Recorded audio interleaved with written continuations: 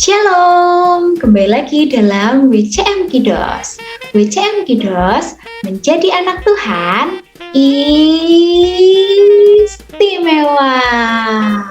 Semoga kabar adik-adik semua di rumah istimewa ya.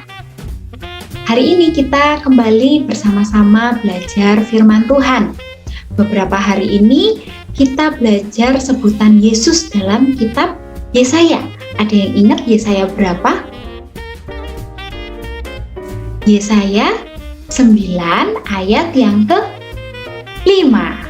Nah, dari Yesaya 9 ayat yang ke-5 ini, kita melihat ada 4 sebutan Yesus. Kita sudah belajar yang pertama sama Mbak Wiwit. Sebutan Yesus yang pertama siapa? Penasehat ajaib.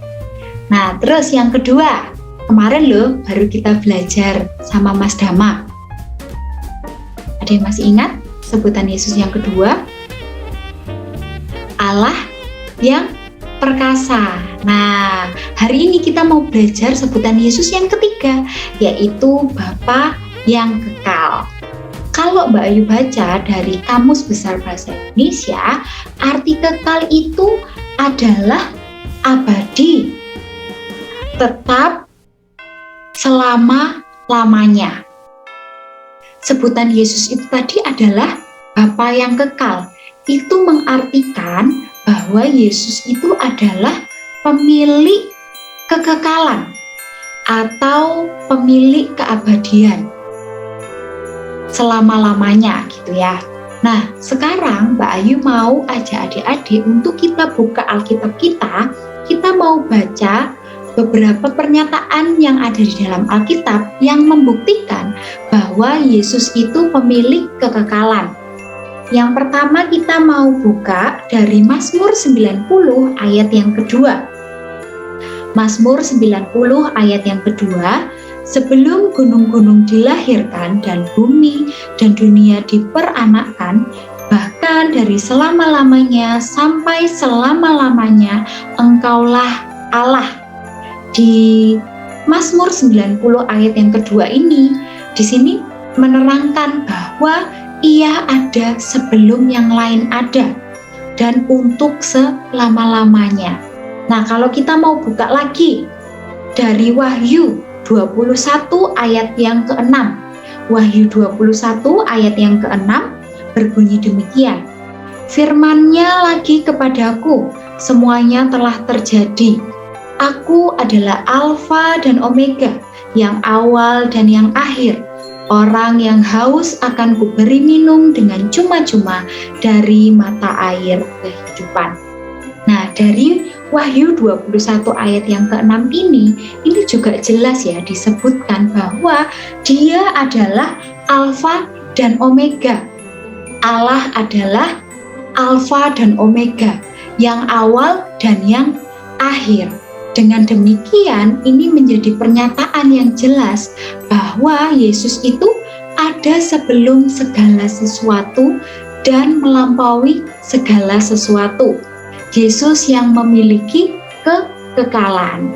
Kalau kita ini Mbak Ayu dan adik-adik, kita adalah manusia yang terbatas. Kita lahir di waktu tertentu, kita juga meninggal di waktu tertentu juga. Sedangkan Yesus itu tidak. Yesus itu tidak terbatas oleh ruang dan waktu. Oleh sebab itu adik-adik, yang harus kita percayai dan pahami kenapa Yesus disebut Bapa yang kekal, karena Ia itu adalah sumber kehidupan dan kekekalan.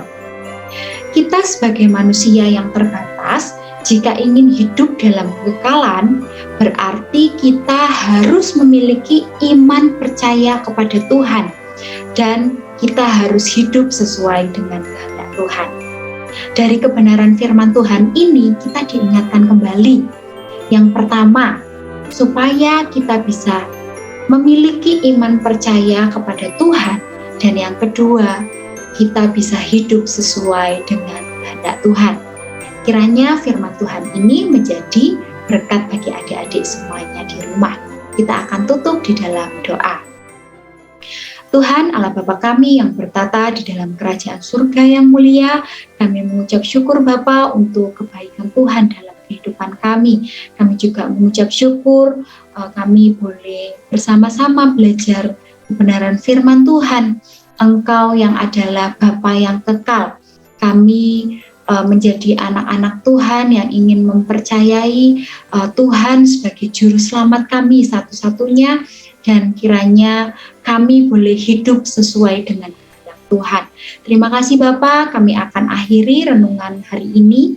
Kiranya Tuhan memberkati kehidupan kami dan aktivitas kami.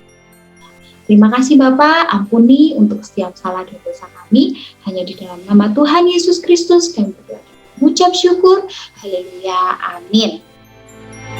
Terima kasih adik-adik, sampai ketemu lagi ya. Tuhan Yesus memberkati. Dadah.